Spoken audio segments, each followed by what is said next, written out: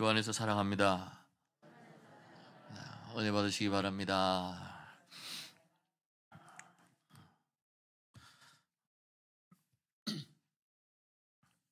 오늘 본문 말씀에서는 우상 숭배에 쩌들어 있는 그 백성들을 향한 호세아 선지자의 경고 메시지가 나오고 있습니다. 11절부터 14절까지 그리고 16절부터 19절까지를 나누어서 이제 볼 수가 있는데요.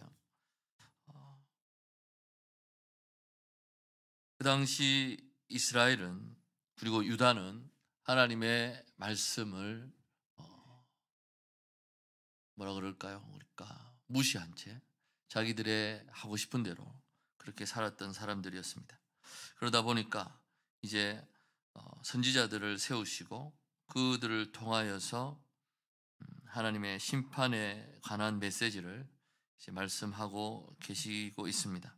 11절에 음행과 묵은 포도주와 새 포도주가 마음을 빼앗느니라 라고 시작하고 있습니다. 4장 1절부터 보면은 이제 이스라엘을 멸하겠고, 그런데 그 책임이 제사장에게 있기 때문에 제사장이 있는 이유를 설명합니다. 내 백성이 지식이 없으므로 망하는도다 라고 하면서 그것은 제사장이 제사장으로서의 역할을 제대로 하지 못했음을 경고를 합니다. 그러면서 이제 11절에 우상 숭배에 대한 그러한 심판에 대해서, 상황에 대해서 말씀을 하고 있습니다. 그 당시에 사람들이 사용했던 일종의 격언이라고 할 수 있다고 생각이 되는 음행과 묵은 포도주와 새 포도주가 마음을 빼앗느니라. 술이 사람을 현혹해서 사고 능력을 손상시키는 것은 시대를 초월하고 그리고 문화를 초월한 범세계적인 현상임을 우리는 알 수가 있습니다. 많은 종교 지도자들이 넘어진다는 비난을 우리가 들어왔었고요. 호세아 선지자는 이제 그들이 과연 어떻게 넘어지게 되었는가를 보충 설명해 주면서 바로 온갖 음란함과 술 취함으로 인해 넘어졌다라고 기록하고 있습니다. 마음이라고 하는 것은 사람의 의지와 그리고 인격 그리고 사고 그 등을 상징한다는 점에서 볼 때 방탕이라고 할 때 그것은 사람을 부분적으로 망치는 것이 아니라 전반적으로 전체적으로 망친다고 경고하고 있습니다. 12절에 보시면은 그들이 하는 우상 숭배의 작태가 어떠냐? 내 백성이 나무에게 묻고 그 막대기는 그들에게 고하나니라고 합니다. 그 당시 이제 이방 종교들이 행하던 그 의식을 여호와 종교 예식에도 활용하고 있는 모습을 보입니다. 나무와 지팡이, 그들이 이제 그것을 가지고 바알 종교의 풍습이 여호와의 종교 안으로 도입될 수 있었음을 볼 수 있습니다. 왜냐하면 그 당시 이스라엘 사람들은 바알이나 여호와나 같다라고, 같은 신이라고 생각을 했습니다. 그래서 이스라엘이 영적 간음을 저질렀는데요. 종교 지도자들은 스스로 넘어졌고 백성들은 여호와를 배신하며 우상들을 숭배하고 있었습니다. 그렇게 된 데에는 종교 지도자들의 책임이 컸다라고 기록합니다. 그러면서 이제 13절에 보시면 나무가 나옵니다. 산 꼭대기 산당에서 그들이 제사를 드렸고요. 드리는데 참나무와 버드나무와 상수리나무 아래에서 하니라고 기록하고 있습니다. 그 당시에 이 나무들의 공통점은 매우 푸르고 그리고 무성한 잎을 가지고 있다는 점이었습니다. 그래서 그 당시 이스라엘은 강수량이 많지 않았습니다. 근데 강수량이 많지 않은 지역에서 나무가 잘 자라서 이렇게 푸른 잎사귀를 많이 가지고 있다라는 것을 보았을 때 사람들은 이곳에 신들이 머물기 때문이라고 그렇게 생각을 하게 됩니다. 그러면서 이런 나무들 아래에서 제단을 쌓고 우상들에게 제물을 바치는 그러한 일들을 했습니다. 그래서 선지서에 자주 등장하는 그런 문화적 종교적 배경, 푸르른 나무가 나오고 있습니다. 뿐만 아니라 선지자는 이제 이스라엘의 남자들뿐만 아니라 여자들까지 온갖 음행을 일삼고 있음을 비난을 하고 있습니다. 13절 하반절에 이러므로 너희 딸들이 음행하고 며느리도 간음을 행한다라고 합니다. 우상 숭배를 비난하는 상황에서 이제 호세아 선지자가 이스라엘 여인들의 어떤 영적 간음을 지금 비판하는 것인지 아니면 실제적인 음란을 문제 삼고 있는 것인지는 이 구절만 봐서는 정확하게 나와 있지는 않습니다만 14절에 보시면은 남자들도 창기와 함께 나가며 음부와 함께 희생을 드림이라 깨닫지 못하는 백성은 말하리라. 요 구절을 볼 때에 실제적인 여인들의 음란에 대해서 지금 비판을 하고 있음을 볼 수가 있습니다. 여자들마저 서슴지 않고 음행을 일삼는다라는 것은 사회적으로, 도덕적으로, 종교적으로 얼마나 위기에 처해 있는가를 볼 수가 있습니다. 예나 지금이나 어느 사회에서든지 대다수의 여자들은, 여성들은 정조를 지키는 것을 소중하게 생각을 해왔습니다. 그렇지 않으면 그 사회는 큰 위기에 빠질 수밖에 없습니다. 고대 근동의 사회들도 보면 이 부분을 중요시 여겨서 간음하는 여자는 처형하는 것으로 그렇게 원칙을 삼기도 했습니다. 대신에 남자들은 보면 그렇지 않았죠. 마음껏 창기들과 놀아나고 원하면 처녀를 자기의 아내로 돈 주고 살 수 있는, 그렇기 때문에 어떻게 보면 명백한 이중 기준이 적용되었던 것입니다. 그런데 그러한 기준마저도 지금 이 당시의 이스라엘에서는 무너져 버린 겁니다. 그래서 남자들만 음행을 저지르는가? 우리도 할 수 있다라고 하면서 이제 여자나 남자나 우상들 앞에서 문란하게 논란하고 있는 그러한 상황을 기록하고 있는 것입니다.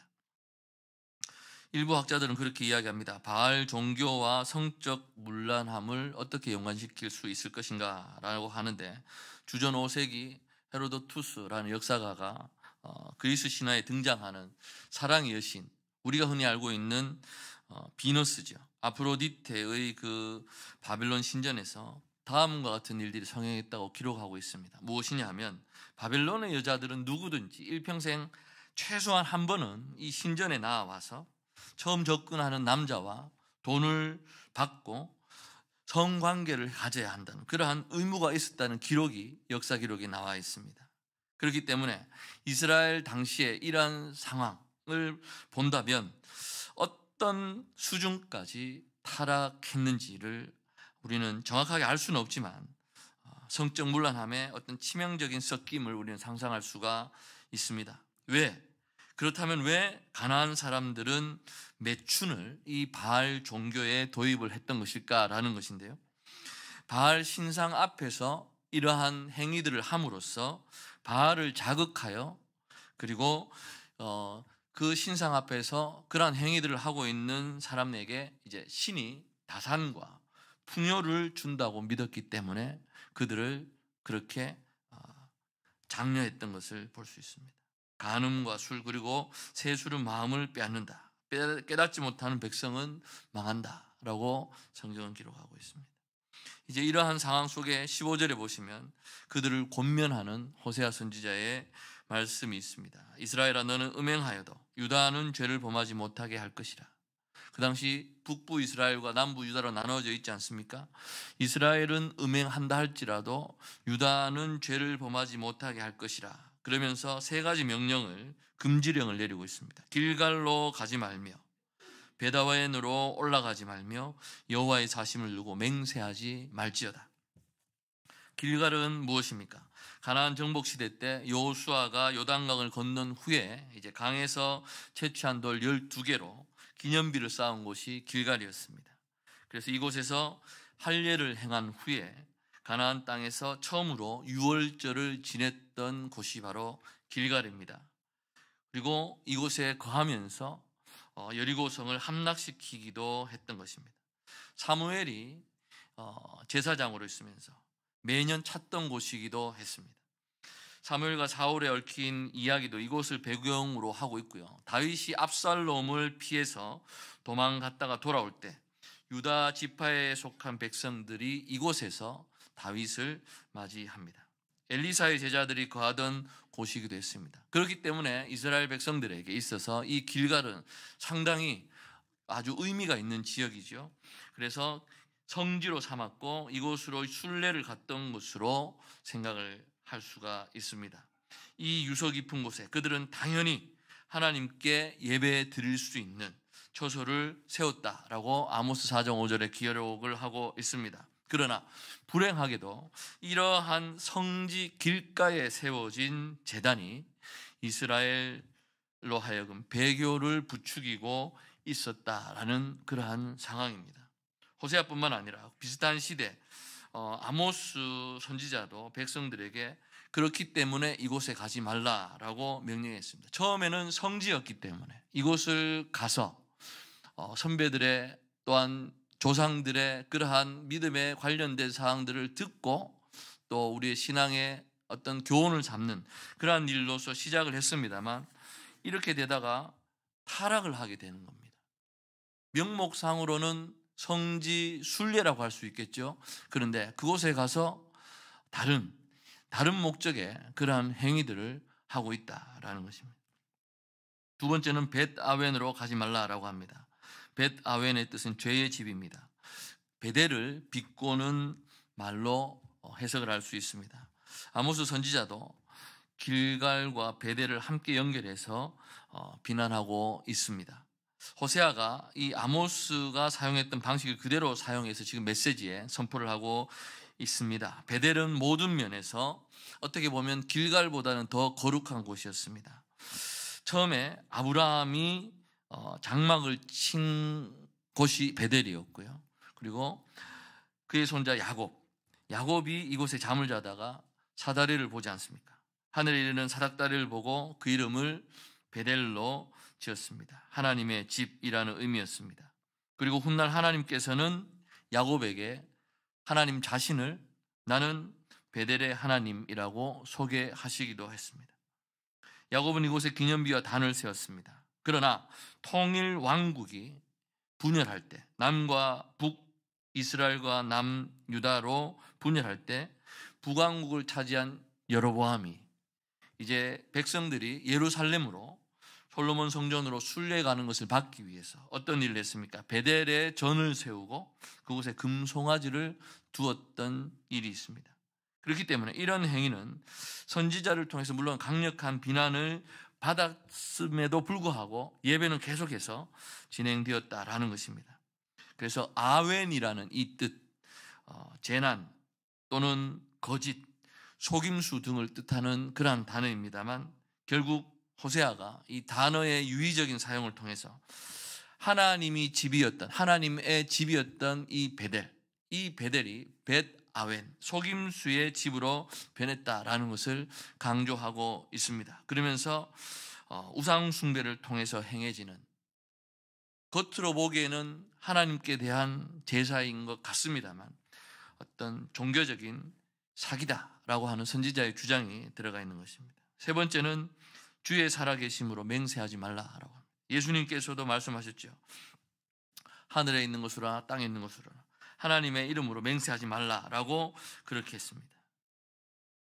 여호와의 살아계심으로 맹세하고도 거짓말을 하고 있는 그 당시의 상황을 비판하고 있는 것입니다. 그렇기 때문에 이스라엘은 자신들이 숭배하는 여호와를 완전히 세속화시켜 버렸습니다. 그들에게 바알과 여호와가 같은 신이었고요. 그래서 선지자는 그들에게 이 거룩한 여호와의 이름을 아예 들먹이지 말라고 그렇게 경고하고 있는 것입니다. 이제 16절에서 19절에 보시면 북왕국 이스라엘이 저지르는 세 가지 죄를 이미지를 사용해서 비난하고 있습니다. 어떤 이미지입니까? 16절에 보시면 이스라엘은 완강한 암소처럼 완강하니 암소에 비유하고 있습니다. 주인이 이끄는 대로 따라가지 않는 짐승의 모습, 그것을 나타낸다고 볼 수 있습니다. 이스라엘이 자신의 어떤 길을 가겠다고 고집을 피우면서 하나님이 가라고 하신 그 바른 길을 가지 않고 있는 것을 보여주고 있습니다. 우리가 생각할 때 옳은 길을 가는 것이 바른 길이 아닙니다. 하나님께서 정해주신 길을 가야 우리는 옳은 길을 갈 수가 있는 것입니다. 그래서 성경에서는 주로 하나님과 백성들의 이상적인 관계를 목자와 양떼의 관계로 묘사하지 않습니까? 그런데 이 양들이 철없고 고집만 피우는 송아지들이 되었다라는 것입니다. 고집센 암송아지. 두 번째는 에브라임이 우상과 연합하였다라고 17절에 기록하고 있습니다. 에브라임이 우상과 연합하였으니 버려두라. 다시 말해서 우상과 연합하였다는 것은 우상에게 홀려서 아무리 논리적으로 이성적으로 그들의 잘못과 우상들의 허무함을 말해도 그들이 알아듣지 않고 들으려고도 하지 않는다라는 것입니다. 그래서 그러한 상황이 절박해지자 하나님께서 어떻게 말씀하십니까? 내버려 두라라고 그렇게 말씀하십니다. 그 말은 결국은 이스라엘과 우상이 강력 접착제로 이렇게 하나로 되어 있어서 도저히 떼놓을 수가 없으니까 주님 오실 때 그때에 주님께서 심판하시겠다라는 그러한 메시지를 볼 수가 있습니다. 그리고 18절에 보시면 그들이 마시기를 다하고는 이어서 음행하였으며 그들은 부끄러운 일을 좋아하느니라. 여기에서의 그들, 그러니까 신전에서 행악을 금치 못하는 그러한 사람들을 이야기합니다. 순례에 취해서 마음이 부패하니까 눈에 보이는 것이 없고, 그런데 그들이 하는 또 하나의 형태는 이스라엘 지도자를 앞장 세운다라는 것입니다. 그래서 지도자들이 앞장서서 그 일을 행하니까 마치 자신들의 방패가 되는 것처럼 그렇게 여긴다라는 것이죠.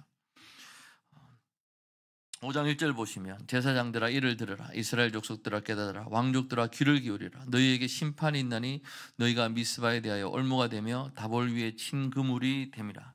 제사장과 이스라엘 족속과 왕족들에게 전하는 그러한 말입니다.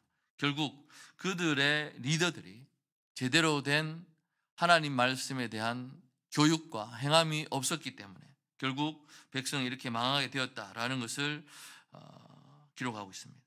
우리가 여기서 한 가지 의식해야 할 점은 호세아는 이곳에서 이스라엘 사회의 몰락을 그리고 있습니다. 그런데 그 몰락의 중심에는 무엇이 있느냐? 첫 번째로는 하나님의 그 진리를 버리고 자신들의 가치관과 철학을 고집하는 것에서 이것이 시작이 됩니다. 그 다음으로 오는 것이 뭐냐 하면 우상 숭배와 이방 종교의 가치관을 수용하게 되는 종교적 타락이라는 것이죠.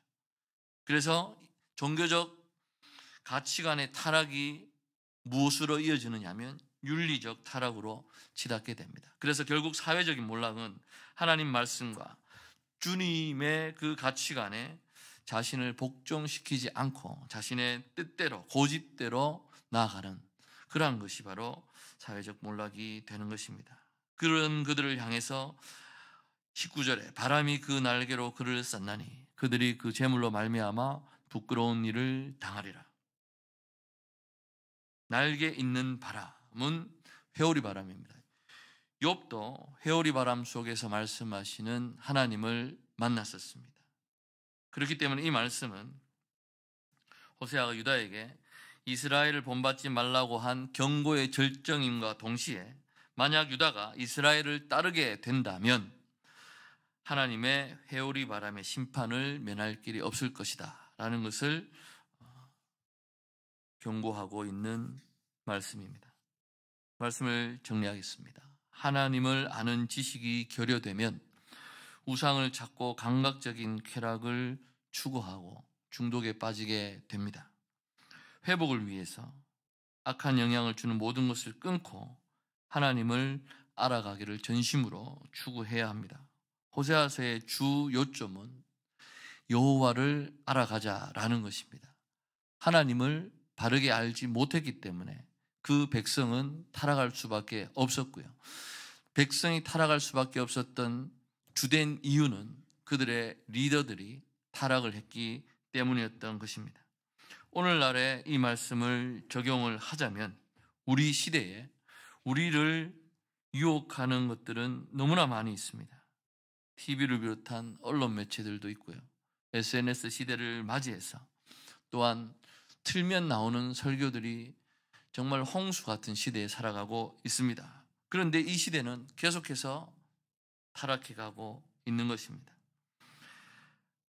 호세아 시대 하나님은 그의 백성들에게 더 이상 성소일 수 없고 악한 영향만을 끼치는 길갈, 벳 아웬으로 가지 말라고 말씀을 하셨고 그들로부터 더 악한 영향을 받지 말라라고 말씀을 하셨습니다. 우리에게도 마찬가지입니다.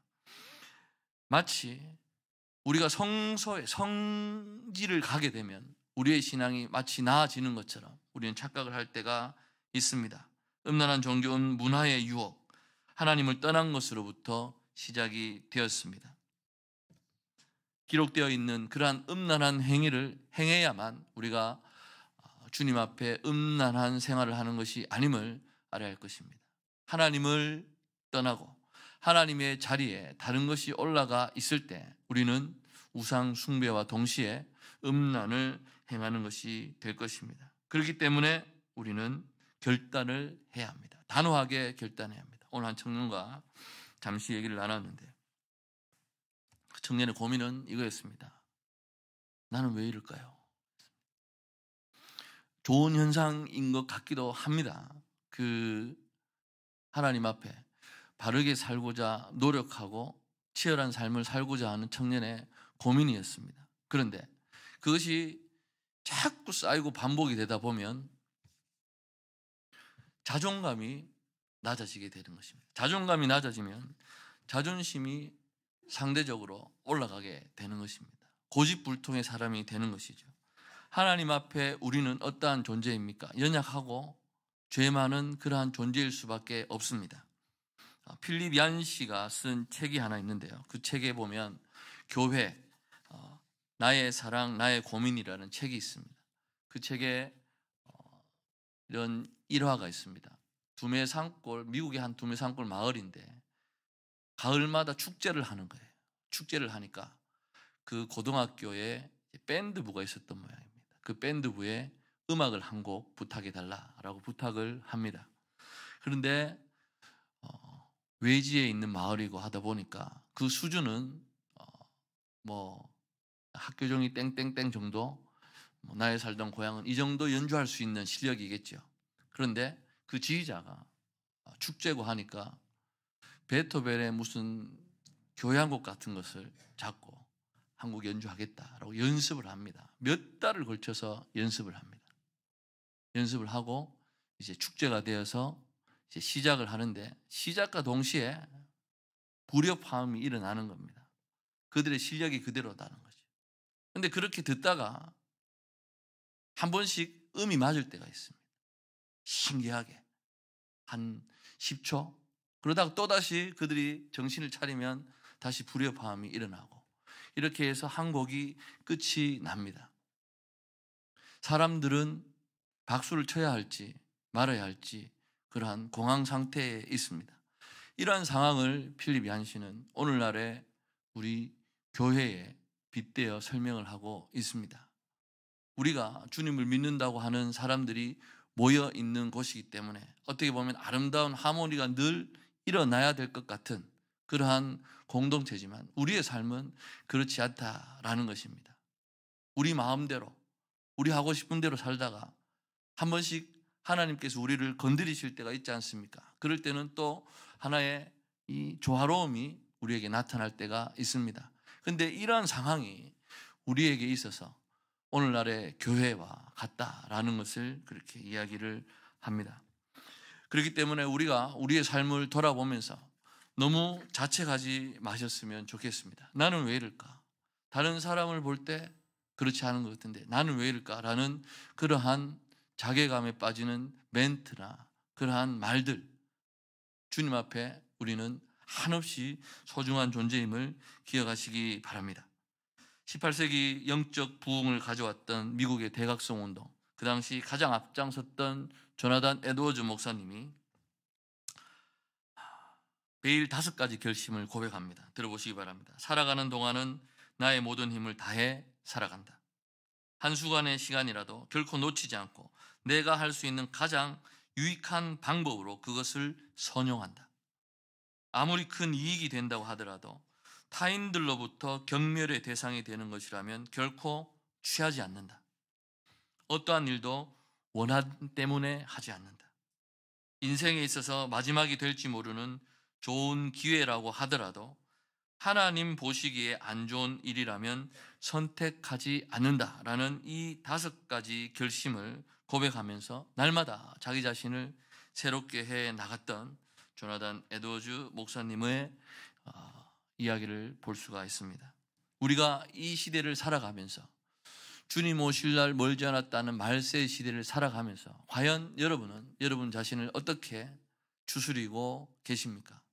날마다 말씀 읽고 묵상하고 기도하는 가운데 우리가 주님과 동행하며 살아가기를 주님 앞에 기도하시겠지만 중요한 것은 결단이라는 것입니다. 우리가 고백하고 우리가 주님 앞에 나아간다 할지라도 우리는 연약한 존재이기 때문에 늘 쓰러지고 넘어질 수밖에 없습니다. 말이 아니라 우리의 결단 속에서 이루어지는 터닝이 있어야 된다라는 것을 기억해야 할 것입니다. 테레사 수녀의 이야기를 해드립니다. 도시의 가장 부유층 자녀들이 다니는 사립학교 20년 동안 일했던 그녀가 어느 날 길 가는데 한 여인의 비명소리를 듣습니다. 그래서 이 위독한 여인을 안고 병원으로 달려갔습니다. 첫 번째 병원에서는 돈 없는 환자의 치료는 불가능하다라고 내칩니다. 두 번째 병원에서는 신분이 낮은 사람을 치료해 줄 수 없다고 거부당합니다. 세 번째 병원으로 옮기는 도중에 환자가 그녀의 품에서 죽습니다. 여인의 시체를 안고 결심을 합니다. 이제부터 내가 서 있을 곳은 가난하고 병든 사람들의 곁이다 라고 하면서 그는 떠납니다. 결심은 우리 늘 하지만 결단 속에서 우리의 삶 속에서 행동으로 드러나는 일이 잘 없습니다. 호세아 선지자는 오늘 말씀을 통해서 백성들에게 이야기합니다. 길갈로 가지 말며 벳아웬으로 가지 말며 하나님의 이름으로 사심을 두고 맹세하지 말지어다. 듣고 이해하고 지각하면서 우리의 삶 속에서 이것이 드러나기를 간절히 소망합니다. 그리하여 날마다 주님 주시는 그 은혜 가운데 거하시는 저와 여러분 되시기를 간절히 소망합니다. 기도하겠습니다.